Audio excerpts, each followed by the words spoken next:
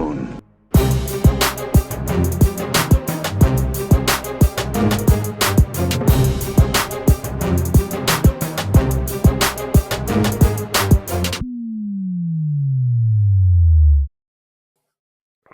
Hello there, and welcome to That's No Moon, a Star Wars Legion podcast.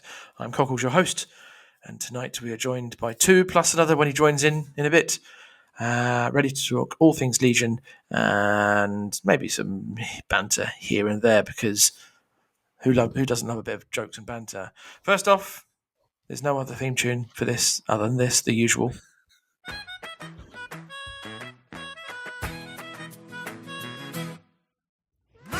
Andy.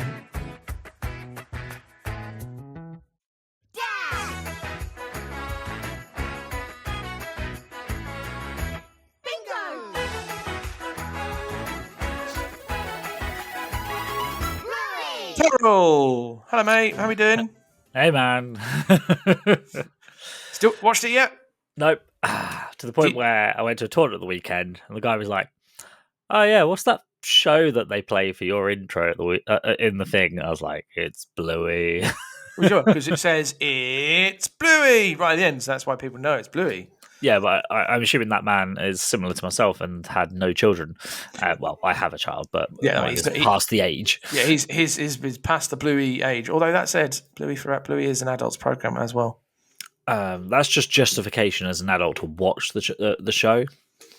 Well, there is that, but if you watch, like I've said before, but if you watch Australian Gogglebox with all the Aussies watching it, going, "No, don't sell the house, mate," that sort of thing, and all this sorts of. Well, no, because that's a reality TV show that is just not worth watching. Yeah, but I disagree. It's quite entertaining at points, mate. It's quite good. No.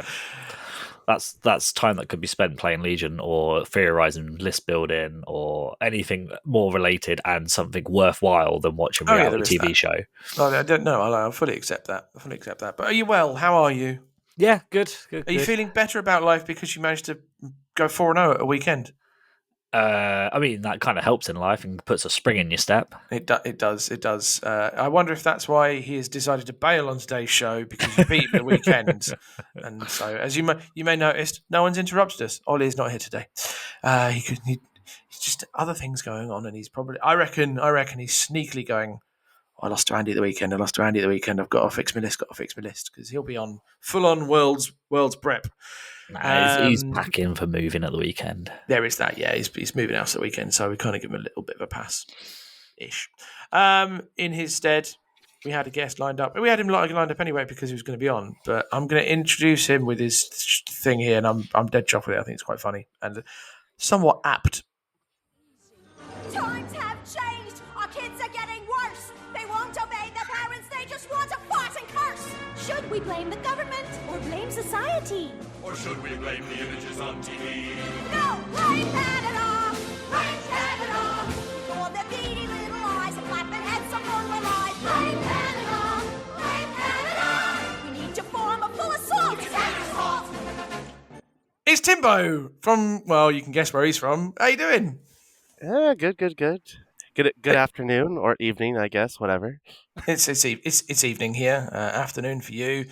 Is that how that I felt that was quite apt in many ways. We won't go deep into why, but I felt that was quite good for as instructions. Yeah, blaming Canada for everything. Woohoo! We love the world. We don't blame you for anything, mate. It's fine. Not over this side of the world, anyway. It's cool. So, Timbo, this will be a return to the show. Is this your third or is your second time back on? I can't remember now. This is first time on this show. I swear you've been on before. Nope. Or is it just times when we've had you lined up and then it's gone? Nope. Gone. No, we had to cancel or whatever. Going to maybe be on after or before or after I showed up to the old country last year, but then work and blah blah blah, and I never worked out. Life happened. Oh well, Yeah, there you go. yeah. Well, for those who don't know you, tell us a little bit about yourself. Who are you, and why might you be on the show? Hello, I'm Timbo. I am from Canada, right in the middle of Canada. If you put your thumb on the map of Canada, right in the middle, that's on my head. I play Legion. It's a problem. I'll be at Adepticon this year with Andy and Ollie. We roommated with Ollie over at UKGE last year and nearly died. Not surprised. Not surprised. And not through anything sketchy either. No, although I had the top bunk, he had the lower bunk, so if anything, he may have almost died because Also, might have that's not a almost gone through it. euphemism. Nope, could be, but no. Cool. Tell us. So, how long you been playing Legion, and what's your factions? What's your favourite? What drew you into the game? Playing basically the world ended for COVID, and then I started playing because that was a smart decision. Well, yeah, So that makes sense. 2020, played a bunch during lockdowns, Invader League, all that nonsense. Play mostly clones, but as with everyone, now I play everything. Clones, then Rebels, then CIS is sort of the order, and then Empire if people lend me bottles. Thanks, Andy.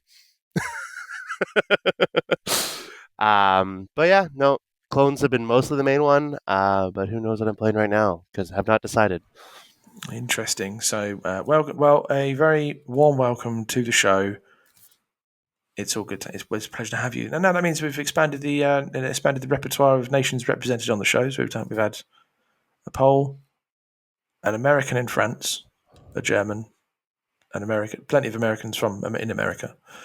Yeah, so we're just travelling the nations, and yeah, so just expanding what goes on. It's all good. So yes, welcome to the show. First things first. You know what we've got to do today, Andy. Unmute yourself is the first one. What? We got to do the draw. Should we save the draw for the beginning or the end? Let's do it like the end of the show for surprises. Yeah, let's just make them listen to the entire content. Yeah, that's how you draw them in and then do the thing. You don't want to do it exactly at the end though, because then they're just going to skip to the end. No, I'll do it. I'll do it. We're just going to do it randomly at some point. We'll do it vaguely middling, that sort of thing. So we do that. But yeah, so we have our Patreon draw today for Jack's beautifully painted snail tank, and I don't know. I think about this. Jack's painting is bloody brilliant, and I'm trying to think. I think that might be the best thing I've seen him paint so far. And I've seen him paint some amazing stuff, but that looks really cool. Like the speeder was awesome that we get. That who won the speeder? Killy won the speeder, didn't he? That was the Sabine one, right? The Sabine speeder. That was awesome. Yeah, but the tank is. I think the tank looks really cool because I just think I don't know. Jack is a great painter, so it's hard to pick. I mean, Timbo saw the models firsthand last time and didn't kill a single one of them. You horrible man, you. And still won. Well, yeah, there is that. That's true. Yep. I did not throw a single attack die. I bet that was a real fun game to play. It's like, It was great to watch and stand there and just shake my head at every move that the pair of them made, because they're both making awful decisions at the time. But I won, so it's okay.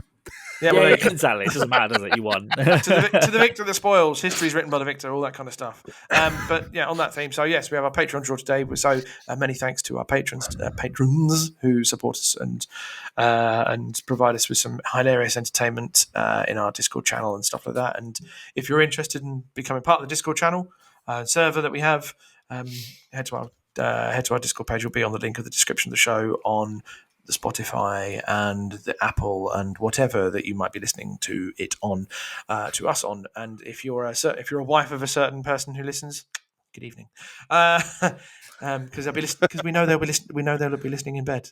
I mean, that's fine.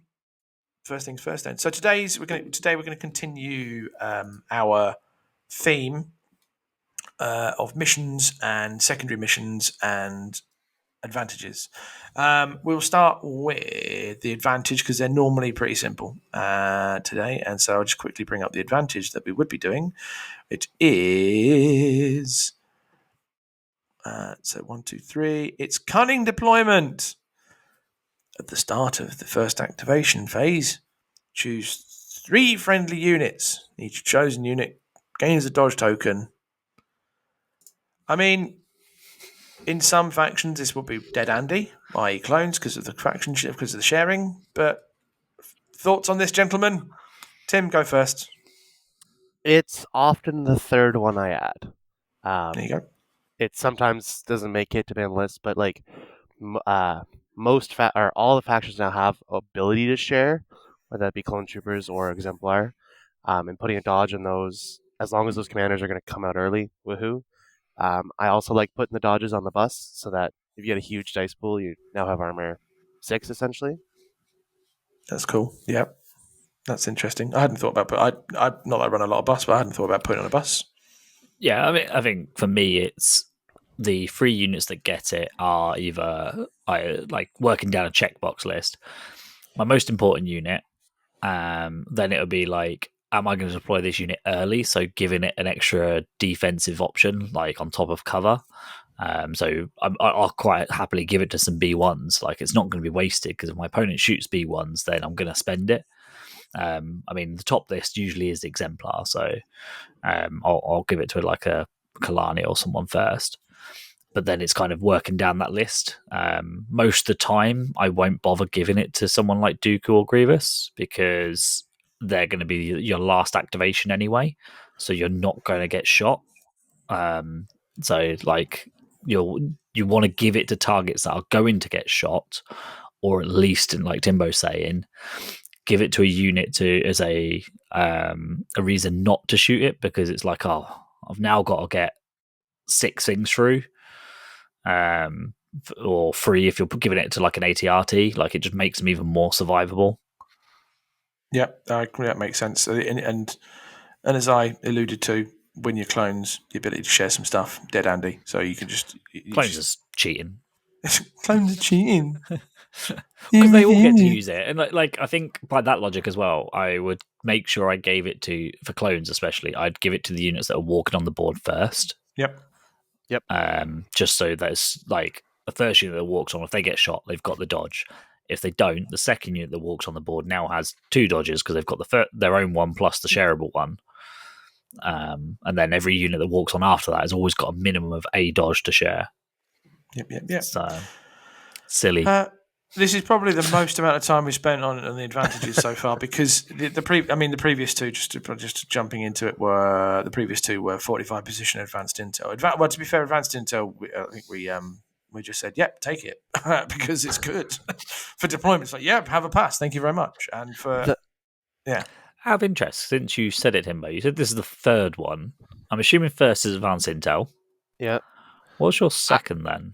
I typically do ordnance. No, I thought it might be. So ordnance for me would be the reverse. Like ordnance is the 3rd one for me, and then cunning deployment tends to be the 2nd. I think it's just that I've had lists where I want ordnance but not cunning. Ooh. Now, what those are off the top of my head, I don't remember. But there has been a situation where, because like I've found just forcing vehicles to move, basically. That's what I found ordnance is. It's not, you're not actually getting the thing; you're just forcing them to move. Yeah. Or zoning an area or whatever.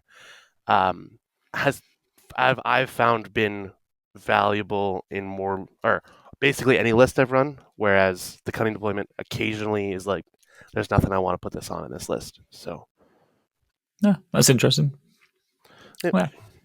I think for me, this is the one I take. I think this is probably it's this advanced intel, and then depending on the list I'm taking, it's either strafe and run or ordnance. It's always ordnance. I don't know. I can always see the argument for strafe and run, but I prefer ordnance as a personal thing.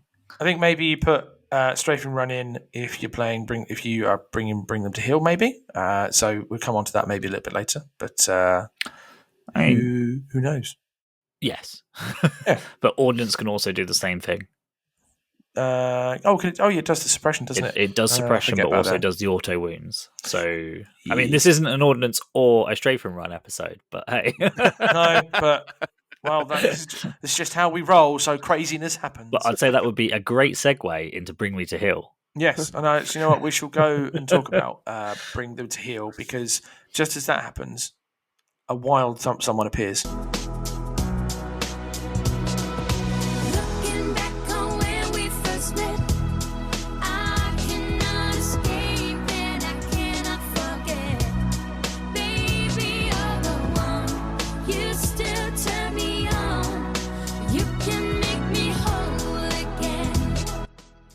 And the sounds of atomic can only mean one thing, that Jeff, the Lord and Saviour, Podfrey, has entered the chat just as we start to talk about one of his, and I quote, second favoritist secondary. Jeff, welcome to the show. How are you? Good evening. Thanks for having me on. Very well, thank you. Very well. No. On the countdown for Worlds. Well, this is it. You are going to Worlds.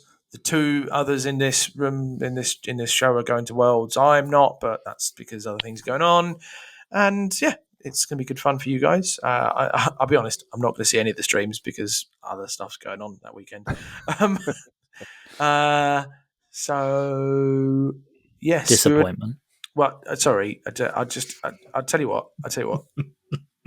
Call my other half, who's arranged something awesome for my birthday, and then tell us. I don't know. Cockles doesn't need any of that. Get him to just jump on YouTube all day. No. Cockle doesn't need any of that. He just needs Legion in his life. That's it. Well, there is a bit more. There is a bit of that going on, to be fair, as well. Jeff, welcome to the show. You're welcome to the show. Thank you for jumping in. What you didn't miss anything. All we were talking about was saying that cunning deployment is worth taking, and for Timbo, it's the third one he puts in, and for me, it's the one you put in if you're definitely taking clones because free stuff to share. Anything you'd like to add? No, just the three are advanced intel, ordnance, and cunning deployment. There you go.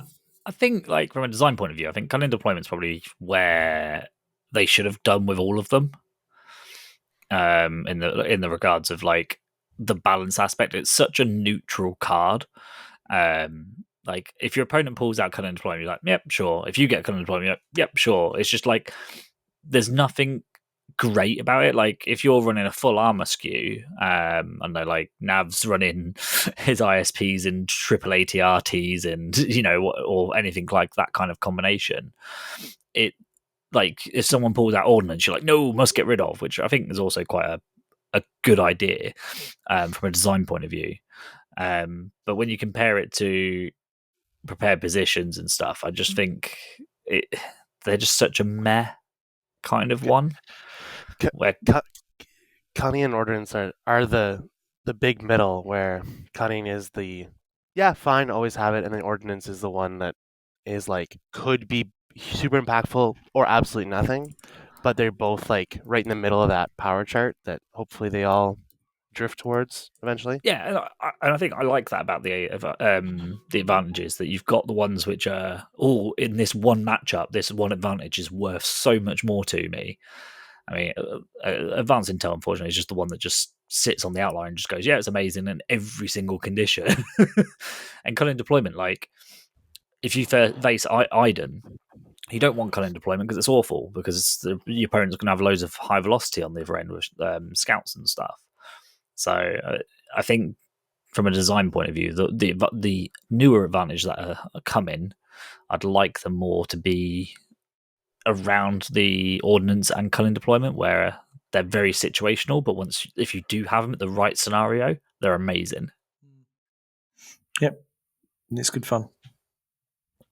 Jeff, I'm just making an observation about your. I'm having a tea.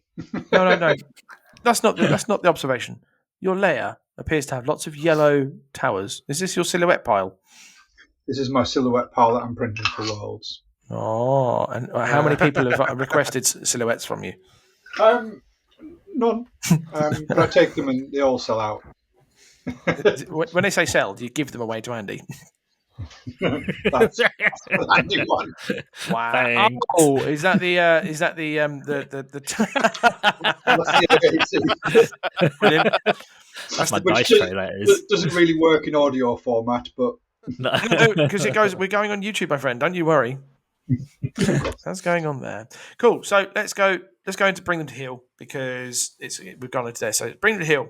I will read the card out and we shall discuss. So Bring Them to Heal.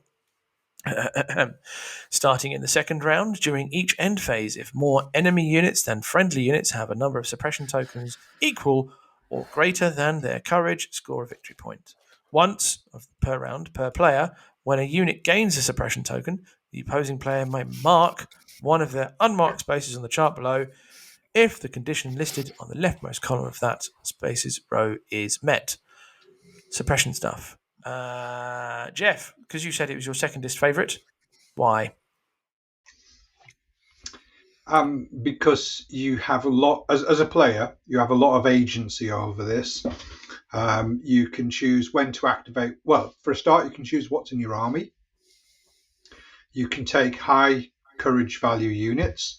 You can take 0 courage value units like vehicles. When you're activating, you can choose the order. You can choose to keep a unit hidden, so it can't be seen. You can choose whether to put things like Inspire in your army. You get a lot of player agency out of this. And during the turn, you can work out who do I need to shoot to pick up these points. Because at the end of the day, with the cover changes in 2.6, there are no bad shots anymore. So you're trying to whittle down the enemy effectiveness. And if you can sort of throw out like a suppression here and a suppression here and a suppression here and a suppression, and you start picking up that secondary, yeah, you're picking up some models. You're probably not deleting units, but you probably weren't deleting units anyway. Do you think that this is a good secondary for lists that are not super aggro, but something that can at least go, right, I'm going to score a point because I'll be able to put some suppression on something, and at least that helps me score points. Knowing you may not kill something outright, a la the other one, which name escapes me. Sweep and clear. Thank you, that's the one I was thinking of. Do you think this is the non-aggro player version of? This is a really interesting secondary, because if you go high acts, you're probably looking at low courage. So it's easy to spread that around, and your opponents have got passes. So when they pass early in the round, you're then trading suppression for suppression. But newsflash, you're probably not taking. They're probably not getting to your courage value. So it'll work, but equally, if they're not passing early, and they're sort of forcing them into that firefight early doors, then the high activation list will work. So there's a lot of ways in which you can tailor your army to work for this secondary. Mm-hmm. Andy, what are your thoughts on this? I can't remember now. The second part of it. Once per round. Per round per player. When a unit gains suppression token, the opposing player may mark one of their unmarked spaces. One thing you have to be careful with this one is the bottom part can be scored from turn 1. Ooh. So obviously, if you're playing against a Krennic, it's not uncommon for them just to drop the free pip, to put 2 suppression on every single unit, and therefore both of you, more than likely, have scored all enemy units that can gain suppression token and have 1 or more suppression token on them. It's just an instant 2 VP for both of you. Like, it's just a kickstart. Like, it's a bit of a weird one. I'm not quite sure if it's actually ever any good or not. Why would you do that? You're not doing it from the VP point of view. You're doing it from the action denial point of view. Yeah, that I get. I'm just thinking. I thought for a moment you were coming from the swing of the old points for a moment. No, I mean, I think it's just more of it's done, and now you've only got 10 more to go. You know, like both your margins are smaller, and it's easier to hit 10 than 12 by that logic, I suppose. The points is like playing aggro in card games where you just want to make the game shorter. Yep. So you just do that, and then it just makes it a 10-point game instead of a 12-point game. And I think the other thing, when you look at the first part of that scoring, where your opponent has to have suppression equal to their courage values, as long as they've got more units than you, you score that 1 VP. Now that's only from turn 2, but you're setting up that precedent. So like your opponent's entire army's got 2 suppression on it. Say it's 10 units for simple maths. 5 of them units clear off some of the suppression, so they're no longer suppressed.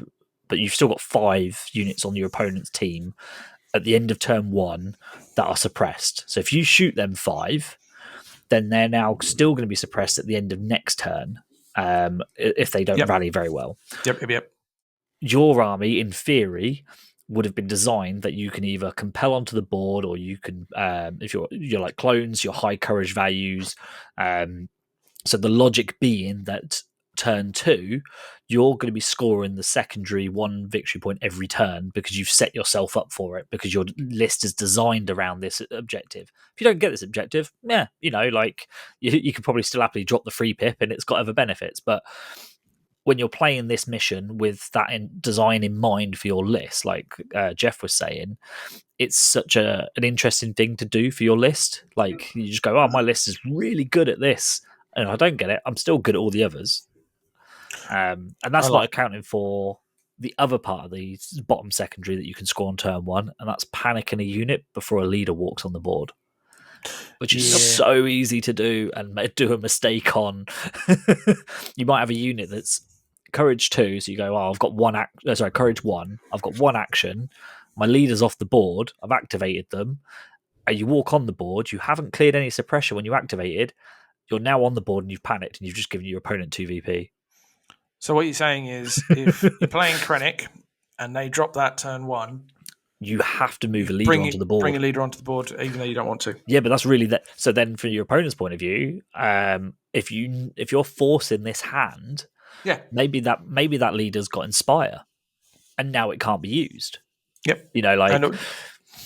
It's such an interesting mission in the sense you can force your opponent to do things in the suboptimal order. You just made Jeff twitch for a second when he went about the Inspire thing. I want to know why Jeff went. Inspire's at the end of the. So you come onto the board and then Inspire.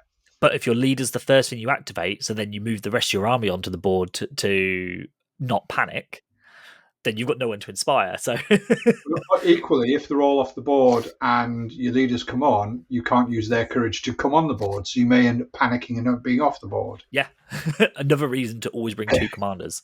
But the other good thing with, you mentioned it there, they bring a usual turn 1 is bring on the most expendable unit first, and you work your way through to the highest value.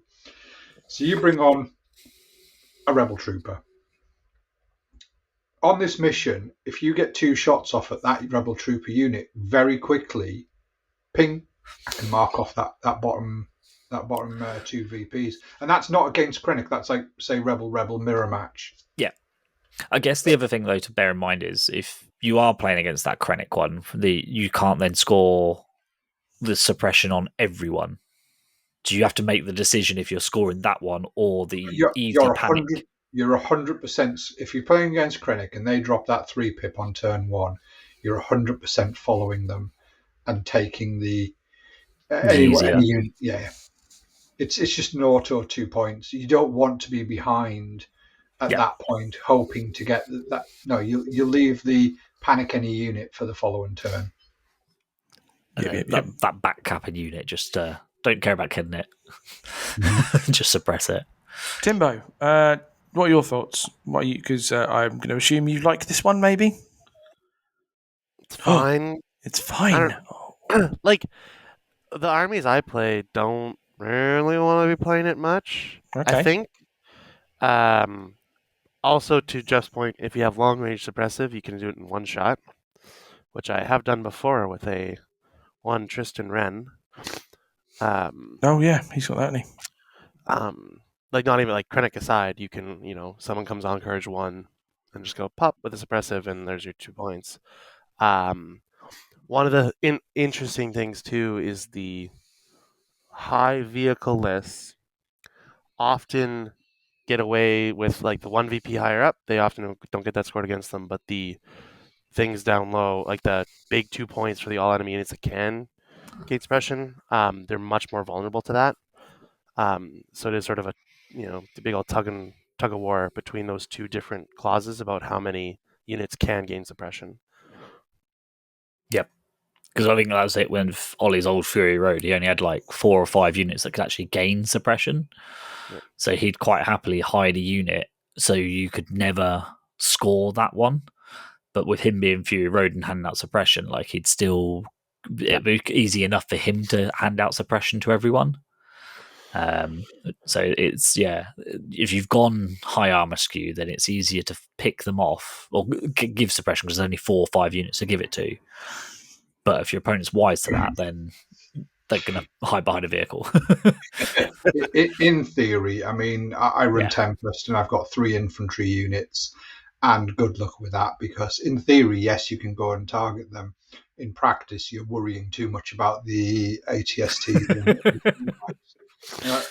Just go and waste some shots on this stormtrooper. No, I'm going to try and take down this ATST. Yeah. Well, and per like any time you can force your opponent to be doing things they don't want to be doing, just like that case, you're winning off that. So, which is why I think this makes it a fun mission.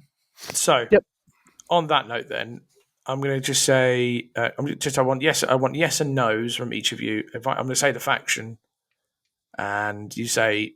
I just want a faction to say should they take it, should they not. So Jeff, I'm going to say Empire. Should they take this? And if you're running a general Empire list, I mean, I think it's really difficult to say it by faction because I don't think it is by faction. I think it's by your choice of list.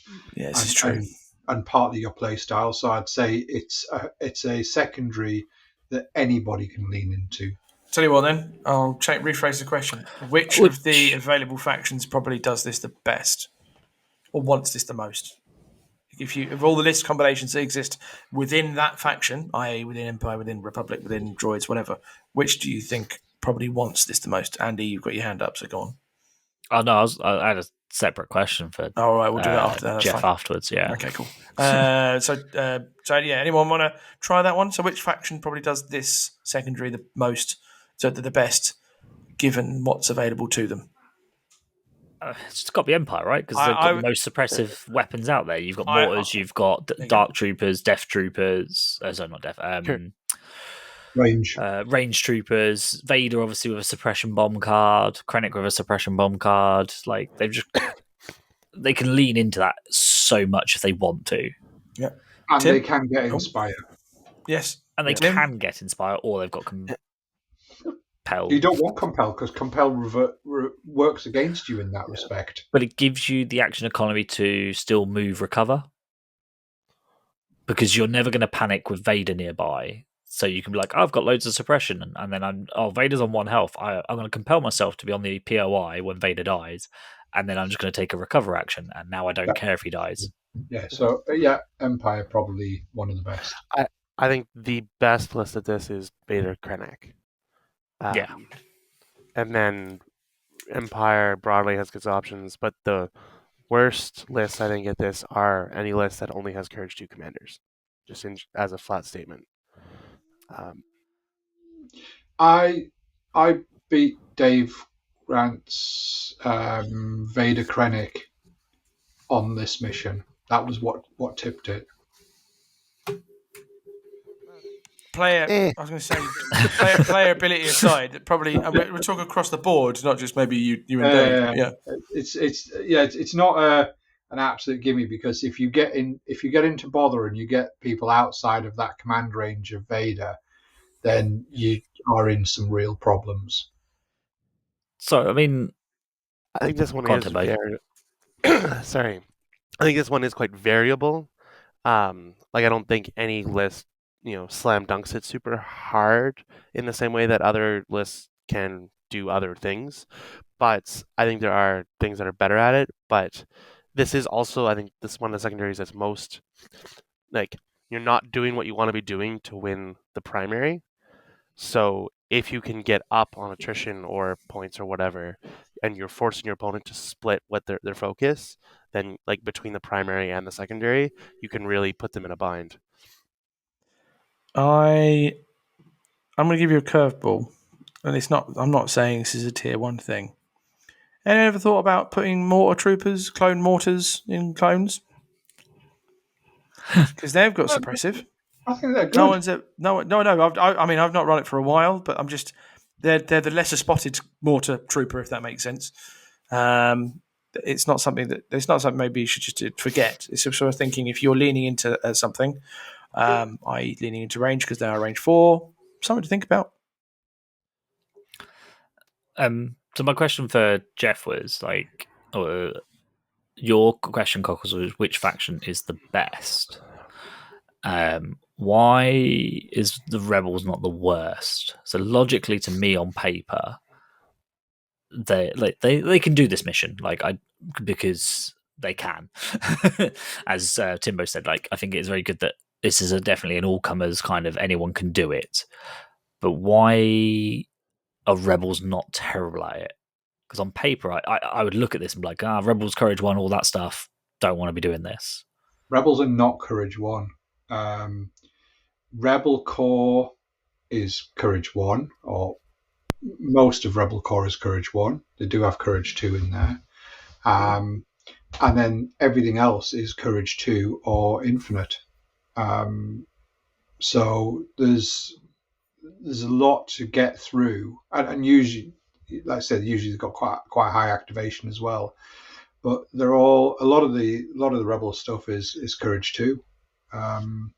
So you apart from the core, obviously. That's what I'm saying. A lot, not all, but a lot. And a lot of Rebel lists you see will have 3 core, and then the rest will be on specials and support and characters.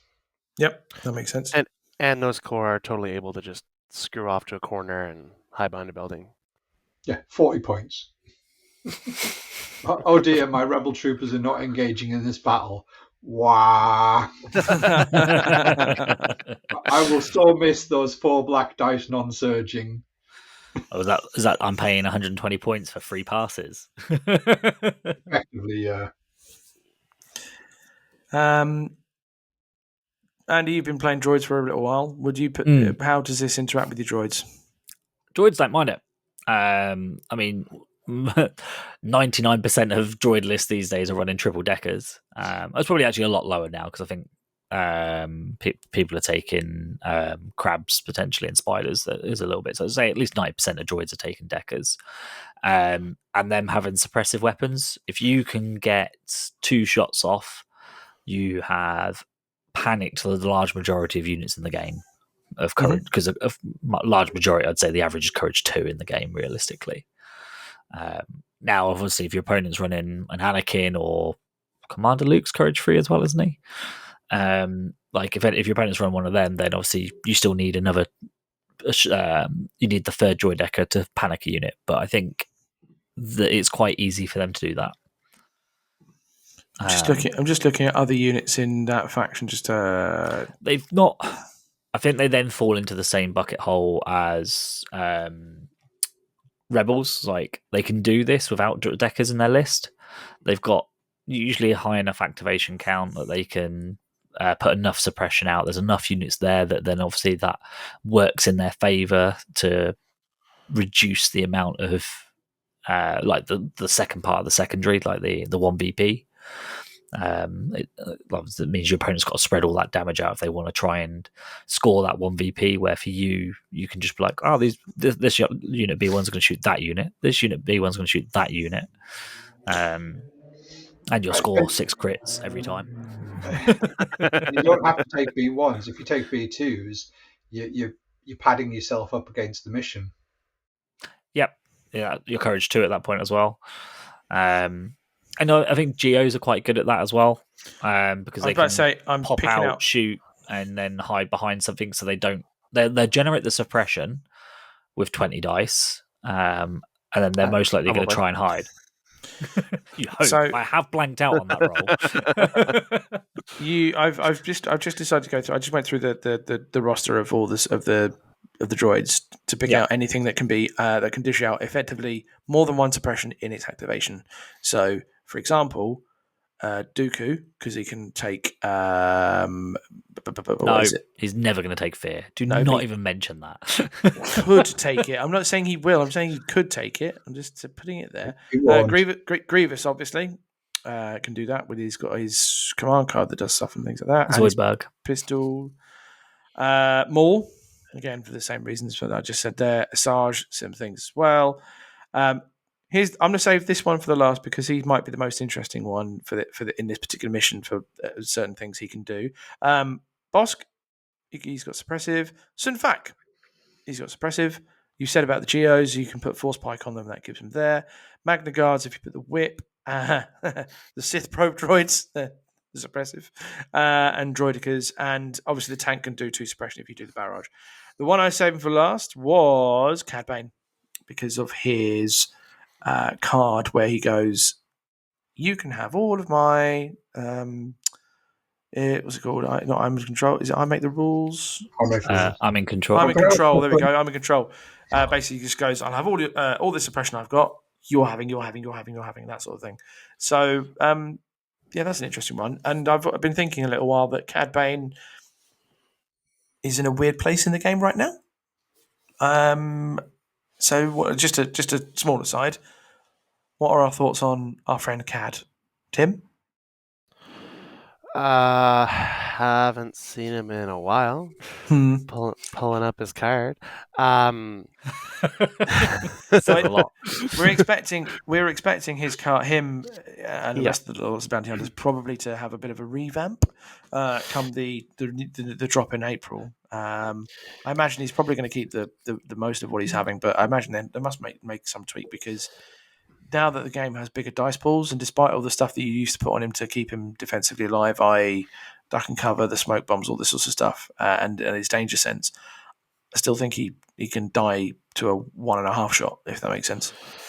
He losing because the whole thing was you get the independent, you dodge 2, so you'd add you block 4 off the bat in Old Legion guaranteed, and then with danger sense, so you block the first shot, and then you start building up the danger sense, and then you should be fine. But now that first shot could just wallop you, and then you're screwed. Yep. So, and he also just doesn't offer enough offense, I don't think, to justify his... I think the offense probably isn't actually the issue. I think it is the survivability. I think the offense with 4 dice attack pools in the current cover, especially when you've got Sharpshooter 1, if you're in light cover, you might as well just not bother rolling. I mean, you can roll 6 and statistically you'll get 1. Realistically, you'll get none. And then when you're in heavy cover, statistically you should get 2 and you'll get 5. It just makes no sense. But when Cad's shooting with Sharpshooter 1, heavy down to light, then 4 are probably going through if he hits with 4. I think he averages 3 on an attack without an aim because he's surge crits. So, and that works in his favour even more with a lower dice pool, surge to crit, because if you roll in 1 surge, a hit, and another crit potentially. And Pierce, don't forget he's got Pierce. Yeah, he's got the Pierce behind it, but your opponent's only rolling 1 or 2 on cover, and then 1 will be a natural crit or a surge to crit. So, I don't think the offense is the issue. I definitely agree with you on the defense. I also think the playing his free pip to divulge and deploy him, and then still having to play that as your turn 1 command card is probably a bigger impact due to the fact that there's only 5 turns now. So you've wasted a command card. I also think that to keep him alive and for him to do his tricks, he needs to be the focal point of your list. And I don't think he's because he wants to be doing the pop out, shoot, pop back, get somewhere sneaky. I just don't think you can dedicate as much order resources and control. I would have agreed with that in Old Legion. He could have been. He's not a playmaker, but he is a kind of a good piece in the Old Legion. He makes clutch stuff happen sometimes. Yeah, he could definitely make a good play. I feel that the way the game plays now, though, where you are tending to focus and you've got flanking quite as a key aspect of grabbing them back points or spreading out across the recover. Recover is probably not a great example, but shifting or something like that, where he can just go off and grab that 1 POI on turn 5 when he clears off the rebel unit off the back of it. He is the perfect kind of thing for that. He's like a Din, but doesn't want to dive. he just operates by himself. He does his own thing. It can be with the army. It can be miles apart. He's just a little 4 dice pierce. Bounty Hunters are something that I'd like to visit afterwards. I think there is some playability to them, especially after seeing Din in action. I'm kind of like, okay, well, if Din's got legs and he used to be the worst bounty hunter, he was the. I stand by that. He wasn't the worst. I don't think he was the worst. I think who was worse then? Fat Bobber. But he's not a bounty hunter. Yeah, yeah, he doesn't have bounty. Maybe an IG-11 I would have sided with. But yeah, I think CAD has some place. I just not seen it, and I don't think anyone's experimented with it yet. No, I don't think anyone's done it properly, which is what I thought I'd mention. But that's why we've talked about suppression stuff, and his Pip 2 is cool for that. Jeff? I was going to say, I think CAD is one where you use him to mop up. So you've got a unit of 2 or 3 models. You don't want to commit a huge dice pool. Are they within range 4 of CAD? Yeah, move, gone. Yeah. Is that how he shoots? He goes like that? Because I think that'd be hilarious. It is, because it'll miss, and then you'll just be like, oh, for fuck's sake. Yeah, that is very typical on that one. Anything more to say on Bring Them to Heel, or before we move on? No? Okay, cool. Just be conscious of counting suppression all the time. Yeah, I think that's one that's like, you just got to be constantly like, right, I've got 4 out of 6 units with suppression on me. Well, I need to be careful about the other 2. And then obviously do the same for your opponent. Because if you're counting and your opponent's not, you're probably going to win this. Yeah, this is true. On that note, then, what we'll do then, we'll do the draw now, because it's half time of the mission stuff. And what I'm going to do is I'm going to record it on my phone as I do it, and I'll post it on our Instagram. So if anyone has missed it, they can see it on the Instagram. They go, "Oh, wonderful! That's what's happened." All that sort of stuff. So we know it's not rigged. Yeah, exactly. So I can just go, "Oh, look at this!" Right, here we go. Here's the draw. I'm recording. Wheels of names. Now, if you're a top tier, you are entered twice. If you're mid tier, you're entered once. The all tiers one is currently still being painted by Jack. He's just a bit delayed because he's had a lot of things happen in life. So that'll be things. So this is for the tank. Click to spin. Click to spin. Clicky, clicky, clicky. Clicky to spin. It's Chris Reese. No. It's a new window. Anders Horst from Denmark has won this. Oh, yeah. Congratulations, Anders. Drop us a DM and we'll get in touch with you and we'll sort out shipping. Well done, bud. So yeah, Anders has won the tank painted by Jack. If you want to know more, check out our Patreon stuff. What we can do. Jeff, you were in the mix there, mate. I'm sorry. How far? Let's see how far away you were. Yeah, you were miles away.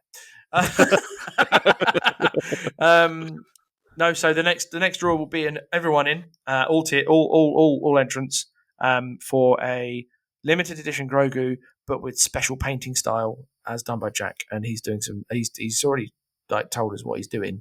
He just hasn't sent me some pictures yet, but he's super busy. So that's what's going to happen in the next couple of weeks. So well done, Anders. Moving on to the mission. The mission is breakthrough. Yeah. It was breakthrough. So set up. Place 4 POIs as shown on the map. Basically 2 in the middle, 2 at the end in the middle. Starting in the second round, during each end phase, score 1 VP for each checkpoint within friendly territory that is not contested by an enemy unit. Additionally, players score 2 when within the enemy they secured. So the last time I played this, I had my arse handed to me by the dog muncher because I didn't commit quick enough, and that's how you learn.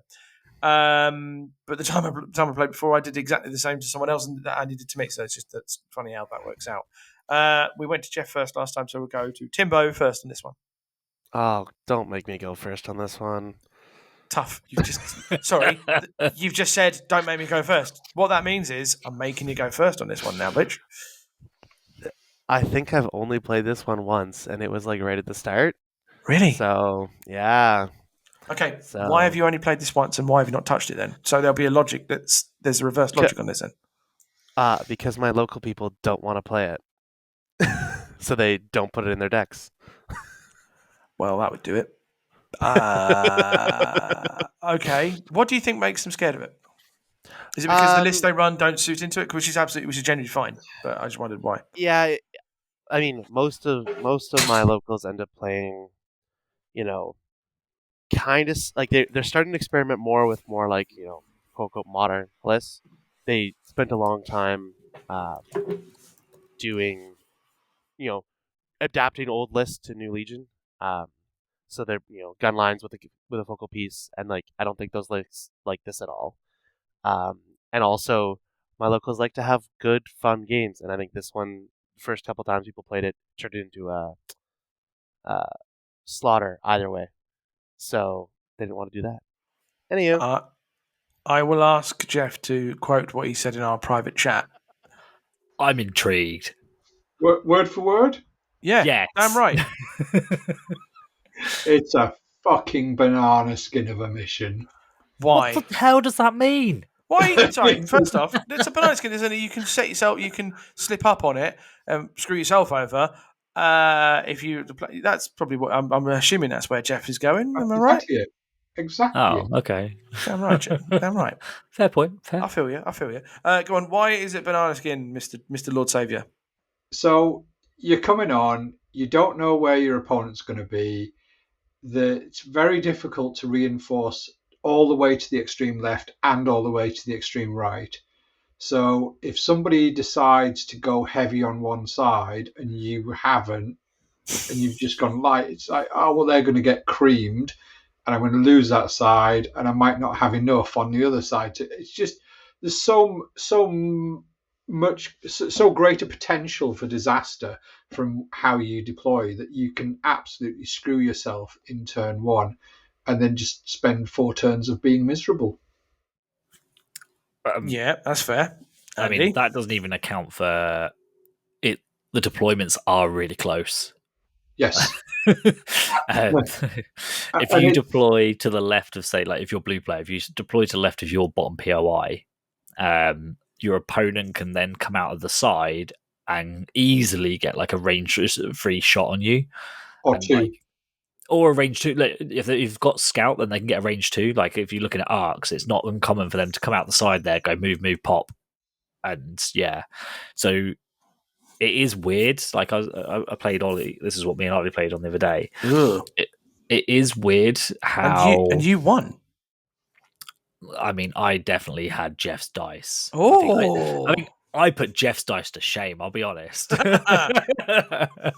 They were so hot and on fire, it was unbelievable. But I'll still take the win over Ollie. The reason I said it is because this mission looks to me like if I am ended up against Ollie, that list that Ollie's run, that archetype, I'm going, no, you're not having that, not a chance. So that's my take unfortunately, with the current banning system, there's a 33% chance that he has that mission. There's nothing you can do about it. Yeah, that's fair. But I'll do everything. I'll do everything I can. And we've played twice, and he's had it both times. God damn. But like, it's interesting that if you, I'll see what Timbo and Jeff's think to this scenario. So, say theoretically, I completely abandoned a flank. You just dive completely everything on the left hand side, and you just go, yep. Let your opponent have the right hand side. The logic of this thinking is you're hoping to guarantee that you can score your opponent's one turn 2. You are fully committing to scoring that left hand side turn 2, fully knowing that your opponent's also going to score on the right hand side turn 2. What's wrong with that? I know the answer. I'm seeing if you pitch it. Tim, you're on mute. Hello, I didn't talk long enough. Oh, yeah. There we go. There we go. You're going all in, and if it doesn't work, you are fucked.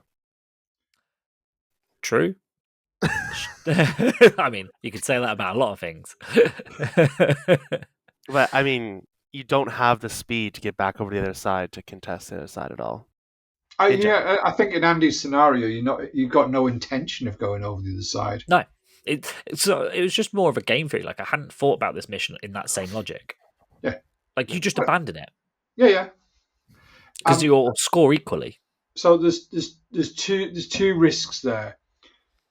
One is they put one unit over on the side that you're fully committed to, and they keep it out of sight, and they go last with that, and you have to deal with that unit just like double jumping onto your point.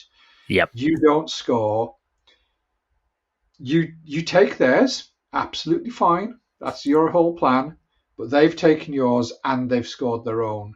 Yeah. At that point, you're one down, and it's going to be a struggle because you're going to be tying from then on because you're too far away from each other to do anything. They sit in their corner, you sit in theirs, and so that's it. The other one is you have to make sure you do not lose the secondary. Yep. Yeah. If you lose the secondary, you're stuffed. Yeah, no, it's just because I think in the game I was playing with Ollie, like I hadn't deployed anything on the right hand side yet. I had like 2 or 3 units left, and I was just like theorizing. I was like, And obviously he's quite a mobile army. He had put a couple of units over at that side to kind of threaten my point. And I was like, okay, well, do I do this? Do I not? Like, because it doesn't. If they don't control your home point, they're still denying a VP, which I think some people don't realize. Yep. And or if you don't need your troops near the point either. I think there's another common mistake that people make. They leave a unit. Yeah. People leave a unit there to sit and defend it and go, I'm scoring a VP. It's like, well, that unit could have been anywhere on the board and you'd still score that. I even had one game where my opponent got so delighted that I'd run my fleet troopers away from my point. He's like, yes, I'm like 2-1 up or something. I'm like, why? He's like, well, you're not on your point. I went, Don't need to be. Guard. It can be against like highly mobile speeders, like range or speed 3 things, geos. It can be nearly impossible to deny like them getting to your point in many rounds. So just based like if they can get there and like there's a building or something they can hide behind, so you can't shoot them before they move and they move last or whatever. Like you just can't stop them denying that point in a lot of cases. Yeah, I mean, like, and I found the POIs like if you're not deploying as far into your deployment zone as possible, so you're not putting yourself at risk, and then you're deploying say to the right or just slightly below your POI. To get to your opponent's POI, it's actually a lot further than you think. Like because of the move diagonal, it's not because it's 3 and 2. 3 and 2, So, yeah. So what's that? 4? That's 4 moves essentially, more or less. assuming there's no 5. It's 5. Yeah, 4 to 5 moves, depending on what the terrain positioning and everything is like. But yeah, so that's the other thing I've. It's at 3.6 moves. Thanks, Mr. Engineer. I thought it was about 4, but yeah, 3.6 moves. I'm very familiar with that movement on a movement tool. I think of all the missions, Breakthrough is the one that you need to put the greatest amount of thought into. A lot of people, I think, just play it because it's like, oh yeah, I can do this, I can do that, but if you actually unpick it and look at what you need to do to win that mission reliably, I've got basically a crib sheet of about that from 4 of the missions. Bunker Assault goes to about that, and then Breakthrough is about 4 pages. It's that level of magnitude above everything else. Is this the Bible? It's the Bible. I was about to say, is this your Bible? It is the Bible. When is that going to get published? We need to send it to the Council of Trent to get reviewed or something like that. Penguin are currently reviewing it. The Bible, published by Penguin. Tell you what, Cockles, I'll do it after Worlds. Oh, yeah, that's fine. Oh, yeah, that's fair. That's fine. That's cool. Which Worlds, by the way? Because do you mean Worlds Adepticon or Worlds Team Championship? Dun dun dun. World's Adepticon. Good. Okay, lovely. That's fine. Because then we actually get to study and go, wonderful. But then you'll come up with Bible, New Testament, before that sort of thing. Are you implying Jeff is going to die and be resurrected at Adepticon? Well, it's a 3-day. Well, it's a potentially 3-day, possibly 4-day event. Who knows what might happen? He might play on the Friday, not be about on the Saturday, and then definitely be about on the Sunday. Something like that. Resurrected. Yeah, resurrected, and On the third day he rose again, and then giving out wine that was water. Who knows? Anyway, digress. Which I'm going to refer to. Do you think that this mission is probably the one that any faction can do, and it shouldn't be an issue, or do you think that it is definitely a case of no, this faction does it better than others, or this faction is not as good as others? Where are we in that theory? Because technically, everything's got something that can go speed 3, and everything's got something that is slow. So yes, okay, your list building again comes into it, but I'm thinking as a generic across the board, the faction that is more suited and the faction that is least suited. That's probably the best way of asking. Look at you all contemplating. I would take a gander. I think they're all can be set up for it. Correct. I think so too. One of the things that goes a big against Republic is that you cannot lead into your synergy on No, this. you cannot. You lose it because you're moving and shooting effectively, aren't you? Well, you're not moving. and It's also sharing. You're sharing. Oh yeah, the sharing as well. Yeah. You have to split, so you cannot do what your army wants to do, which is be a big death ball. I think high act lists do well because they can separate out and they can throw things. But having said that, those high act lists, if they don't do it correctly, will run into the secondary problem. So they might go and stop you scoring your primary on your side, but then get obliterated on the secondary. So that ties it up, and then you've just lost troops, and then it comes down to a tie at the end. Kill points. Oh, the other list. Yeah. Yep. Andy? I was going to say maybe Empire's probably in a position that's worse for this. Oh, interesting. Okay. Empire aren't known for yes, you've got speeder bikes, but the rest of the faction isn't really known for being mobile. They're more static than clones are, realistically. Clones these days are actually quite mobile with arcs in them and moving and shooting and sharing tokens and being very high action economy, where Empire aren't, so they kind of have to sit there, generate their own aims by taking an action. So yeah, I think Empire could struggle quite well on this. Although, as I say that, they're also, I don't see many lists not running Vader unless you're Tempest or something like that. Vader is kind of like an ideal person to hold up an army. Like, he can go toe to toe with most of the armies by himself. It's what you used to do on hostage exchange. You used to just lunging forward to grab the hostage, and so you were scoring 2 VPs, and then Vader would literally just hold off the rest of the opponent's army so they couldn't get their hostage back. And he can kill, like I was saying to the guys at Alpha, like when Vader's on a POI on Implacable, he can remove 5 units. 5 units? Oh, I suppose what we'd push. 5 units. We'd push and stuff. So yeah, you attack, killing one, so that's 1 unit gone. You force push the second one off, and then you choke the third. So you have to have a unit there. Like, this is Magical Christmas Land, where you've got single man models nearby as well. Then he Implacables the second time to kill another unit with a swing, and then force push another unit off. So that's 5 units he's deleted or removed from the POI. And that means if there's a 6th unit there, he is now just contesting it and they're not securing it. So Vader is just amazing at that kind of game of control.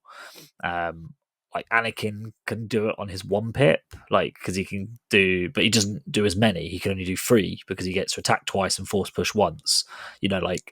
there are a couple of units that can do a similar kind of role, but there's never like that's what makes Vader so strong. Yoda Like, could do something not to that extent. He can do it. I think he might be Exactly, able to do like- 3, maybe 4 if you 3. think. Yep, that's usually the way it comes to it. It- You it- can attack twice and then force push 3.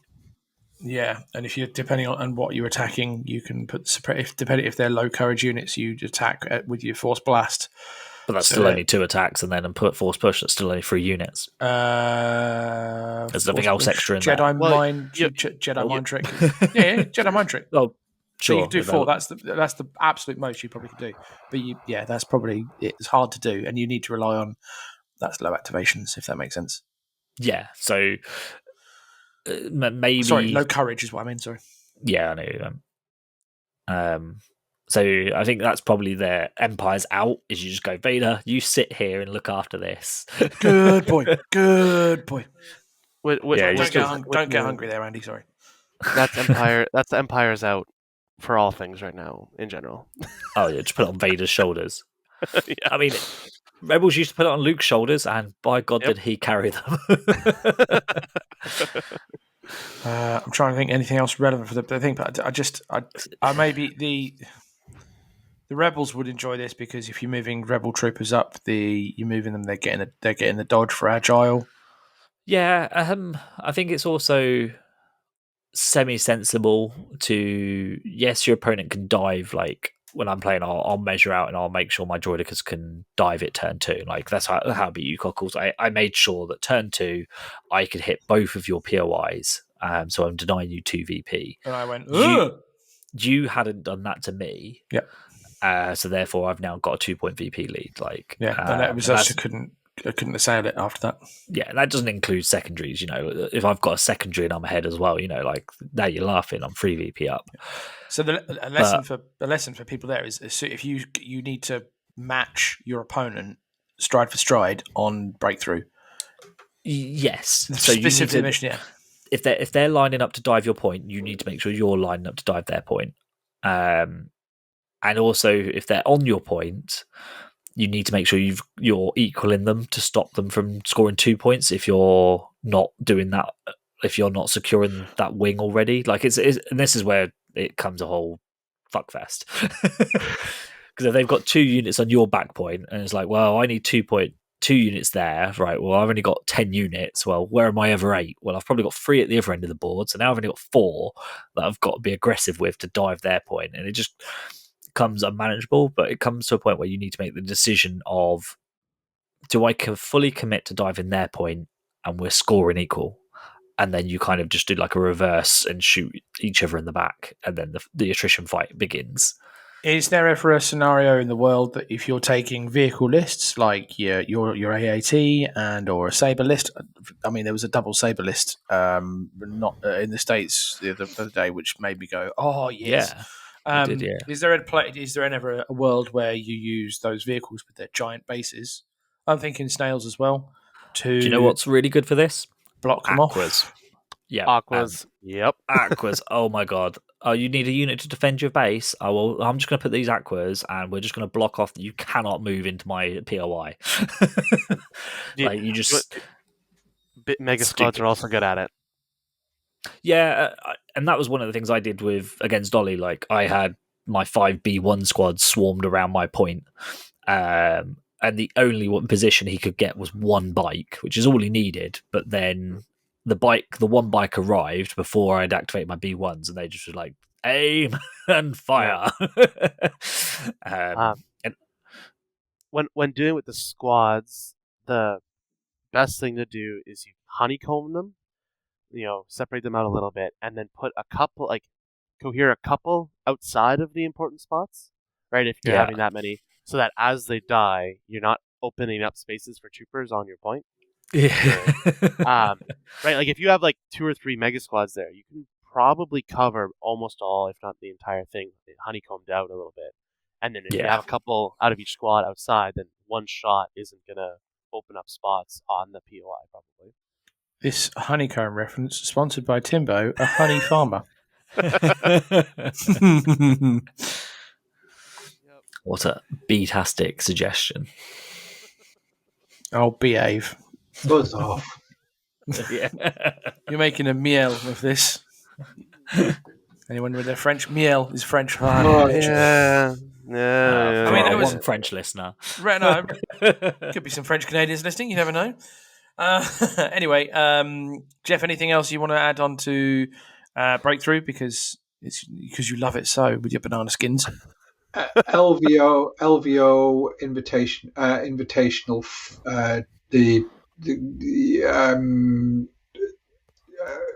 What was the invitational? The actual invitational itself. Yeah, map the invitational. Yeah. not the GT. Watch the final of that. That's how not to play Breakthrough. Oh, okay.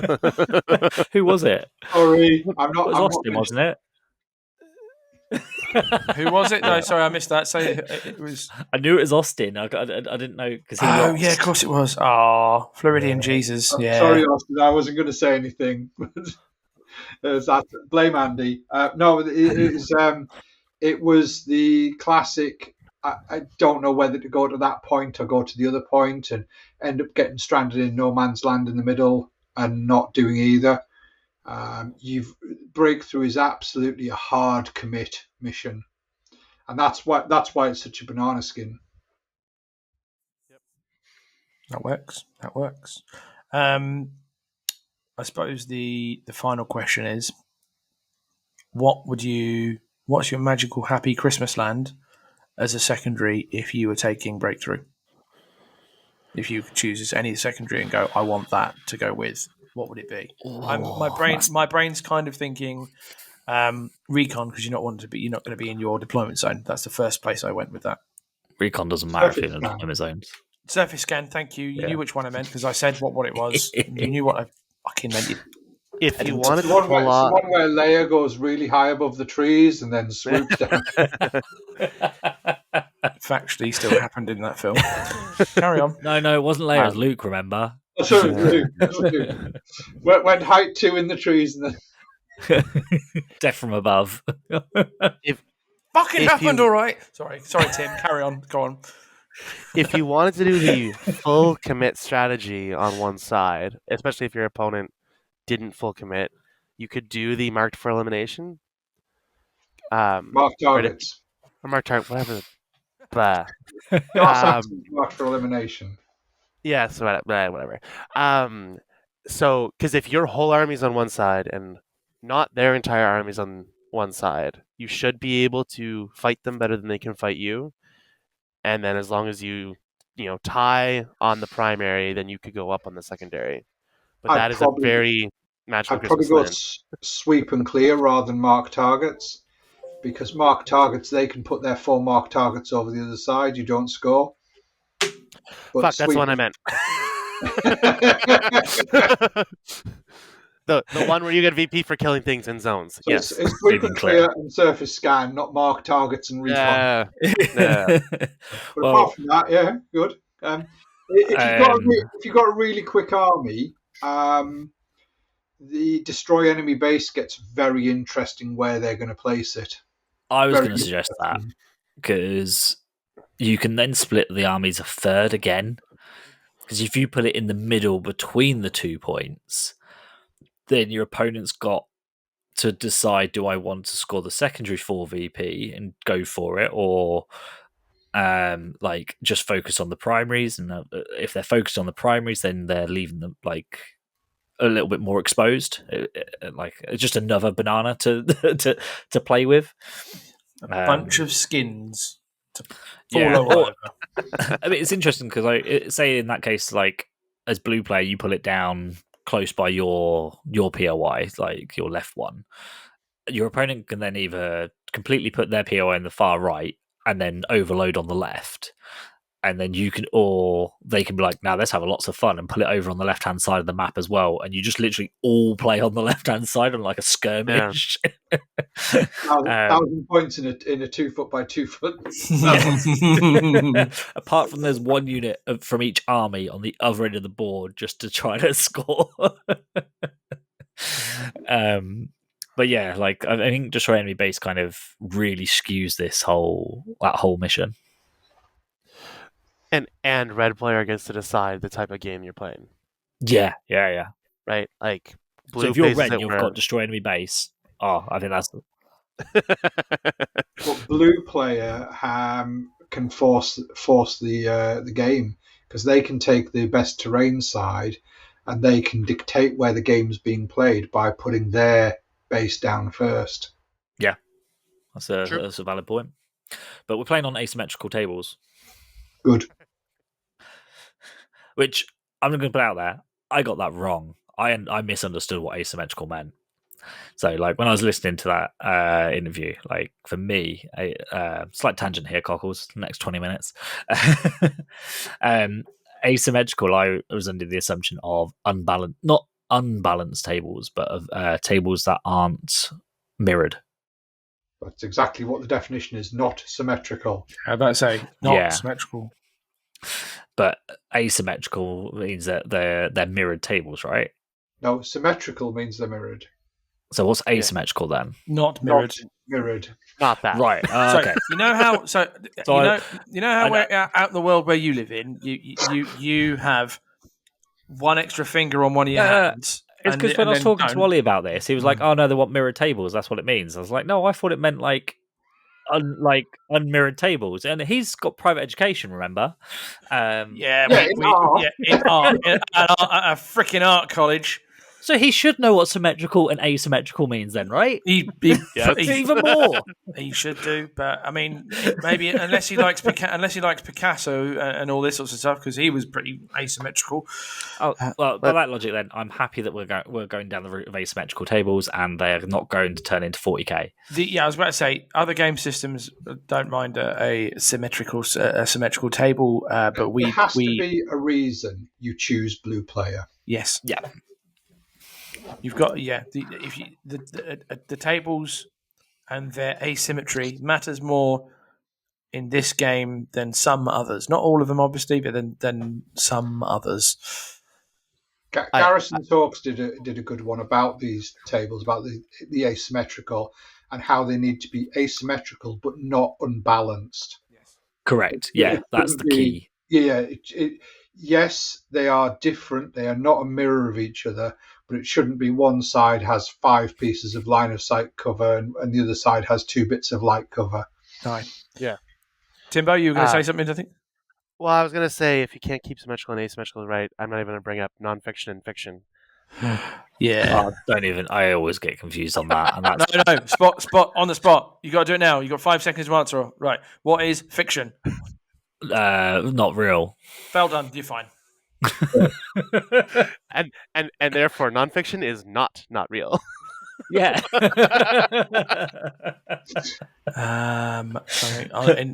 Join us next week on Word Definitions with Andy Terrell. Next week, what does mean? What does autobiography mean, Andy? Don't. No, it's not fun. It's painful. That's what it is. I feel like our tangent has run its place, and we're now done with the missions. What we shall do now is review a list. I've selected a list submitted by one of our patrons.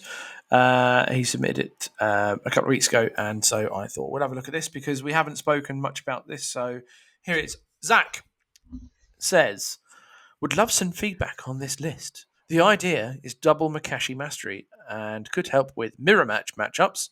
So mirror being symmetrical matchups, yeah. And all the Pierce defense on the board. Worried about the 11 activations, can push to 13 with naked B1s.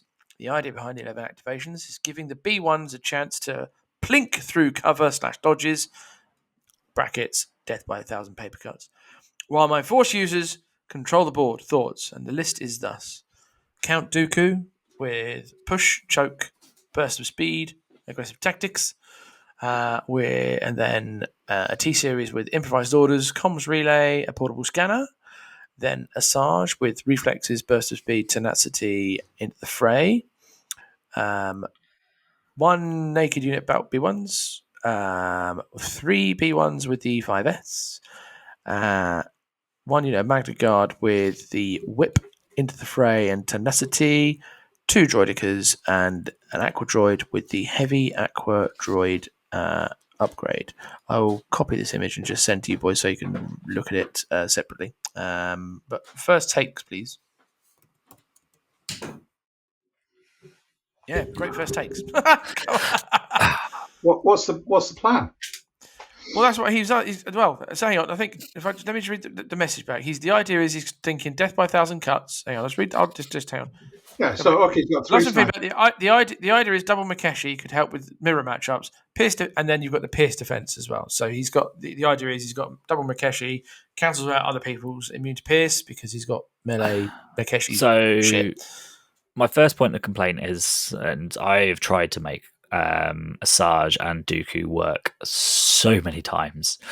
Aggressive tactics, you're probably only going to play you'll probably play 3 Dooku cards, and then you'll play 2 Asajj cards, which means you're not going to get the most value out of it. Dooku doesn't need aggressive tactics anymore. The surges that you're generating are going to go on all them B1s, which you've always got the order control for, but that's 15 points you can save. I would potentially look at trying to upgrade, with this list, the Deckers into Crabs, just for the scouting party on both the Force users. So on turn 1, you can dive to a really strong point, hide behind something, ready to pounce on turn 2 with the Asajj free pip, where you can activate both of them at the same time. Well, technically it's a Dooku free pip. So if you want to, you can activate them at the same time, or you can do one after the other, like as you normally would.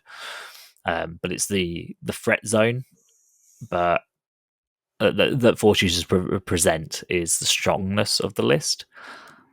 But Asajj is only 5 health. Like, it's silly that 5 and 6 health is such a big difference. I think there's less of an issue now because she has permanent deflect. Mm-hmm. So she is surging red saves on the way in, and once she arrives, she's usually got a dodge from independent or into the fray surges. So her survivability versus the old Legion has gone up. But I definitely think there was no medics in that list, was there? No. So yeah, I would definitely get a medic in there straight away, so that when someone decides to focus Dooku or Asajj, you've got a contingency. Yep. For like a bad save. Oh shit! I should have averaged out 2 wounds here, and I took 3. Well, let's heal that person up, and then you feel more comfortable again. But yeah, aggressive tactics. Drop that. Put in, that's a cost of a medic, because I think droid medics are 14, aren't they? I shall confirm. Bear with. I don't know off the top of my head. Carry on talking. I'll confirm that in a second. Carry on. And then 14, yep. Yeah, that was lightning quick, Timbo. Cool. Then I'll try and, as I say, find some points and upgrade them Deckers into Crabs. Not quite sure where that point cut comes from, but I like the Aqua Wall. If you drop an E5S, you're almost there. Yeah, I think I would probably be inclined. He talks about going down to just the B1 spam. It might be tempting to go that route, like go for the B1s, the pass activations, and then you're basically relying on Grievous, Dooku, and Asajj doing the heavy lifting of the list. Jeff, you look deep in contemplation because all we see is this little. That's no moon. Shiny. That's no moon. That's Jeff Porritt's head. What are you thinking? So, 11 activations in today's world, probably 1 light. Especially if you're relying on your Force users to do that heavy lifting.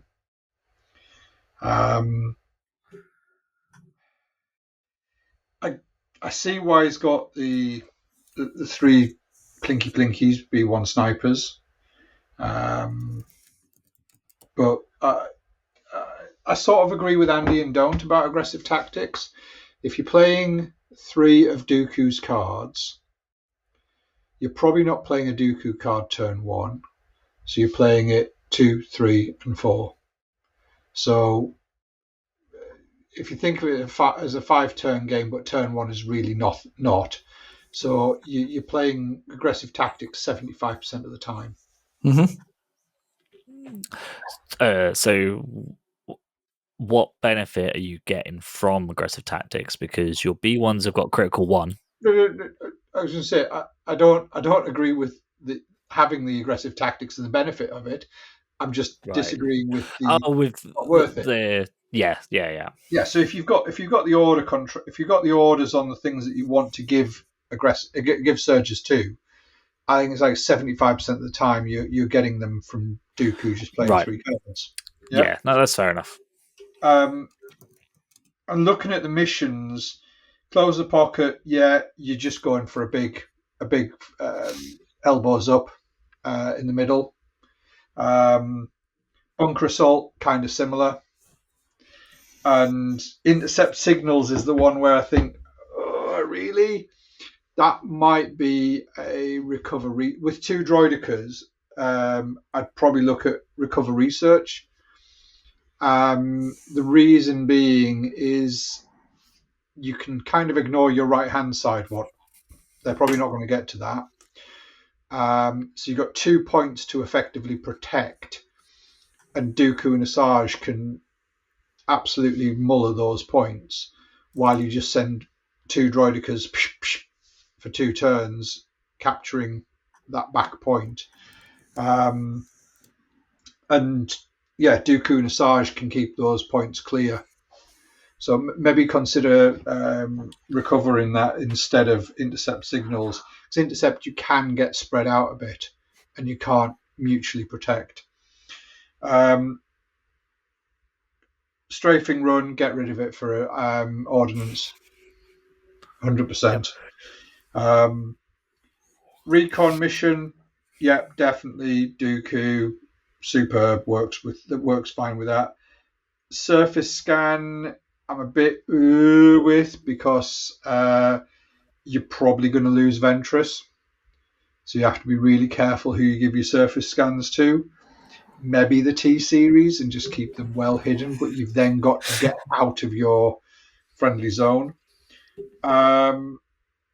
Sweep and clear, I don't know about that. My gut says no for sweep and clear. I guess it's because you've got a force user, so you can force push a unit back into your opponent's deployment zone. It's always the logic I've taken it for. It is, but look, you're looking at the missions and what you're trying to do.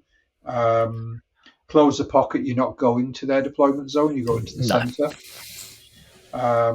Again, with recover and intercept, you're probably not going to their deployment zone.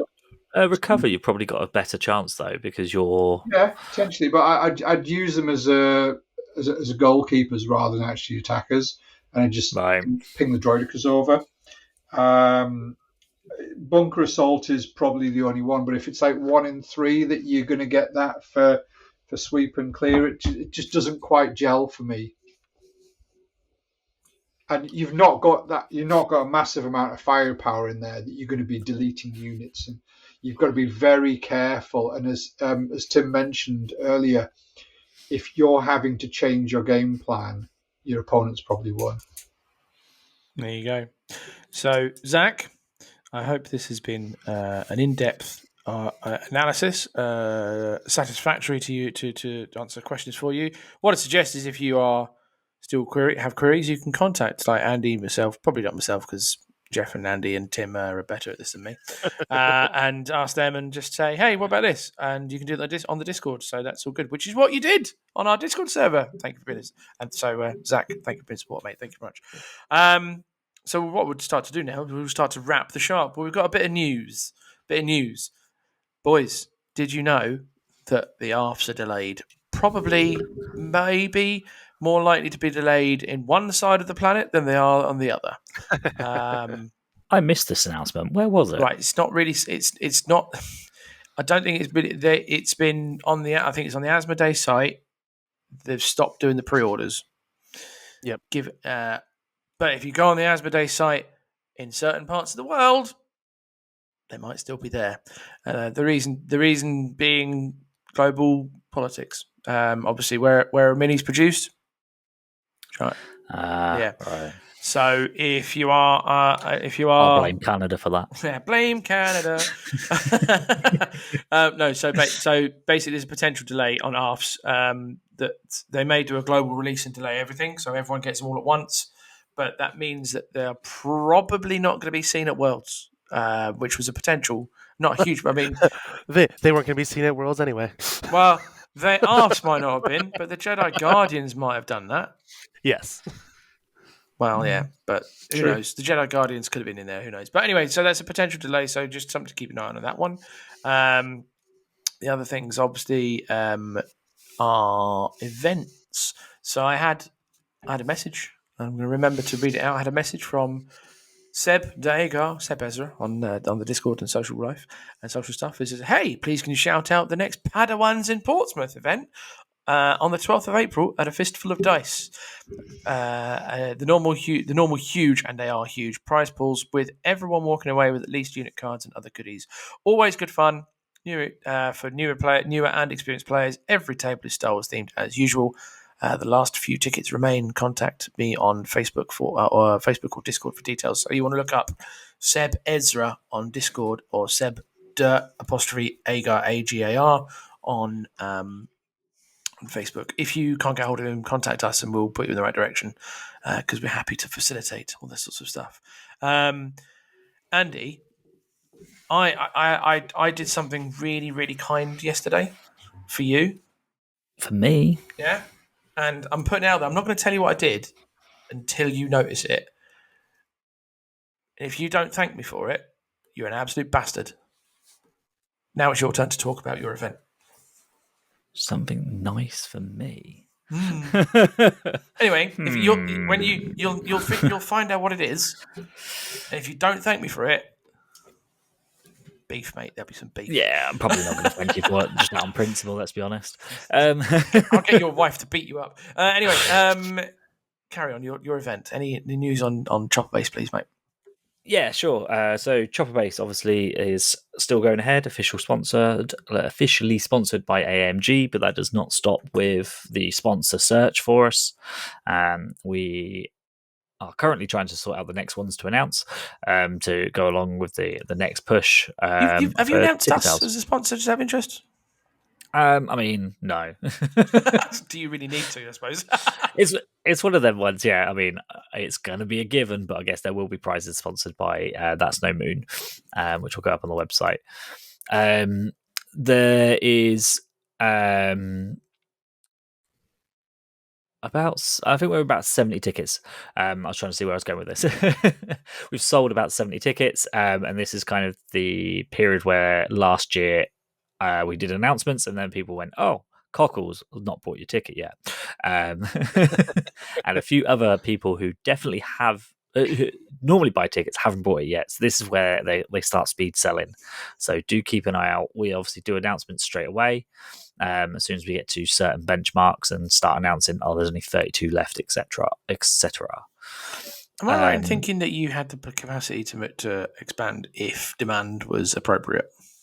Correct, Amundo. Cool. Yeah, I just thought so. Yeah, it's why we've gone with the new venue, because there's potential for us to increase the capacity even further. 128 players. You know, like, I don't know if we wanted to host Worlds. But yeah, so yeah, chopperbase.co.uk for tickets. And for someone who's running the event, I can't even remember what date it is because we're already looking at the weekend. It's the second weekend in August. I've got it down as. Yes, that's correct. It's because dates are already in plan for next year, so we're having to I get confused about which date it is. So it is the 9th and 10th of August. Excuse me, it's not. I've got it down as 16th and 17th. It is 16th and 17th. I'm just loading up the page. It's the third weekend because the first weekend is the second and third. So yeah, it's the 16th and 17th of August. Yeah. So yeah. Yes. Other events also as well. It's not been officially made public, but I'll do it now anyway, since a few people have stumbled across it on our Discord. But UK Games Expo tickets for Legion are up. AMG will be making an announcement regarding that soon as well, I believe. It's currently down as a 64-man event, obviously with the potential of having some international players over due to team championships the week before. I do expect that to sell out. So do buy your ticket if you are planning on going. I am so annoyed that it's now the Saturday Sunday because I'd been given the green light for Friday Saturday. Yep. Because I go away on holiday on the Monday, so there's no chance of me going. I go with the family holiday, so there's no chance of me going Saturday Sunday and then going away on holiday because I need to get home to pack. So it's just like. So this is where you have your life wrong, because you pack on the Friday and then you go and play Saturday, Sunday. This is the correct sequence of events. Yeah. Not a chance in hell, my friend. No. And it's only 2 games on Sunday, and let's be honest, you won't make the cut. Like, there isn't a cut, but you won't need to turn up for them 2 games. To be fair, there is a little bit of me thinking maybe I'll just go for one day and just play 3 games on Saturday and then see. It's 4 on Saturday, but yeah. Oh, okay. Then even better actually. Then maybe I'll just do that. Yeah. So the event structure is 4 games Saturday, 2 games Sunday. It is 6 rounds of pure Swiss. It should be good. I mean, Timbo went last year and made top 8. So it's an easy tournament to win. Ain't that right, Jeff? Ain't that right, Jeff? Top 4. and all the greats have won that event. And then I had to play Jeff while extremely hungover. What can I say? You were sabotaged, my friend. Sabotage. That was a great night out, though. That was a good night. Timbo, I believe you got some news regarding Le Veron in the USA. I mean, it's been announced all the places, but LVO's moving both venues and dates quite significantly. So instead of being in January, it's now October 2nd and 5th, 2025. Moving to a different venue, Expo World Market Center. No idea where that is. 2025. So it's happening 2 LVOs this year. Yeah, there's 2 LVOs in 2025. Holy shit! Yeah, because they're moving it whatever that is, 3 months ahead. So yeah, they'll be 9 months apart. Yeah, and they're moving a venue. At least the hotel. It's at a convention center. So now the hotel is like half a mile away or something. So that's a little bit of a weird thing. But it seems like it's a much bigger venue, and I can definitely say that LVO was starting to outgrow its space a bit. The last couple of years, random games were put in random spots. So similar to Worlds, where they were starting to reach the limits of the venue. So I think that's why they're moving. But yeah, October 2nd to 5th. I feel like that's a better time of the year because there's nothing worse than having to save up and go for a trip abroad just after Christmas and all that sort of stuff. So I feel like that may be yeah. What's the worst time this year for me? Oh, why is that, Andy? It's my son's birthday weekend. Oh. Happy 15th birthday. I'm off to Vegas. Teenager, he doesn't care. Yeah, and I mean, it's not like I could take him and he can gamble or drink, right? 21 for drinking, so. Yep. Big tall lad. I'll just tell him that I'll do it for both of us. Yeah, there is that. They could do that as well. But yeah, no, that's pretty cool. That's pretty cool. That's moved over there. That means I think that helps, and that might help international travel because it means it gives you a chance to save up and do stuff. So that's pretty cool. Nice, Jeff. You are one of 2 people that invented the fabled legionevents.app website. Please tell people how it works, and pick an event if you have one local.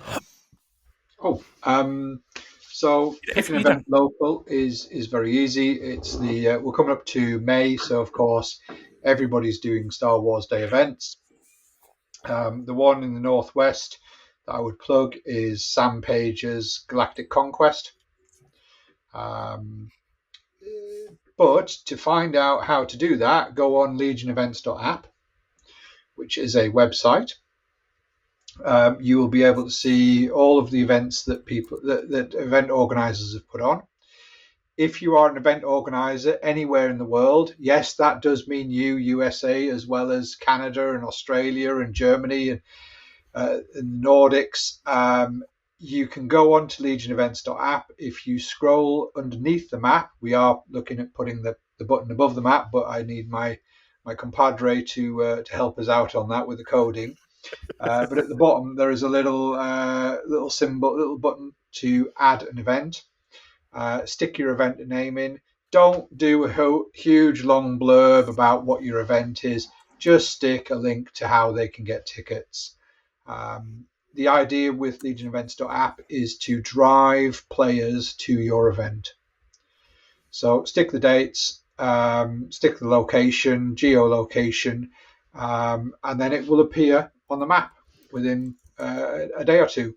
We just do a quick run through, make sure there's no naughty names in the event names. Yeah, that sounds fun. Thankfully, we haven't got any so far, but it is a safety net to stop it going through automatically.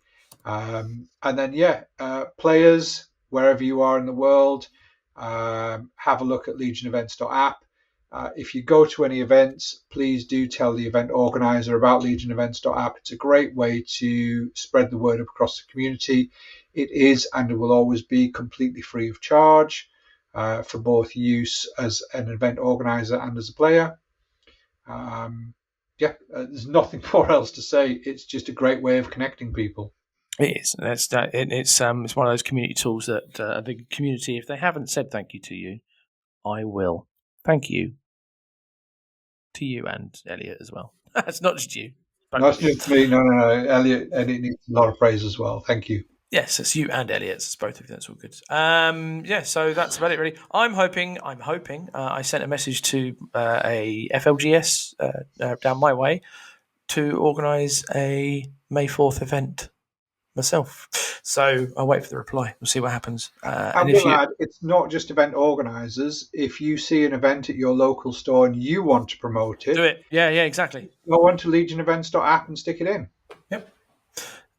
And on Power of the community. And if you are looking to set off an event and that's new and all this sorts of stuff, you can contact us about sponsorship. And specifically, you can contact Ollie about event sponsorship because we give away some bits and bobs for stuff like that. So we can make some. If you can't get hold of Ollie, speak to Andy, and that works out just as well. Do that. That'd be good. That's been the show. Thank you for listening. Thank you for joining us, Timbo. Thank you for joining us. If people want to get hold of you and talk about Honey or Canada or Legion, how can they do that?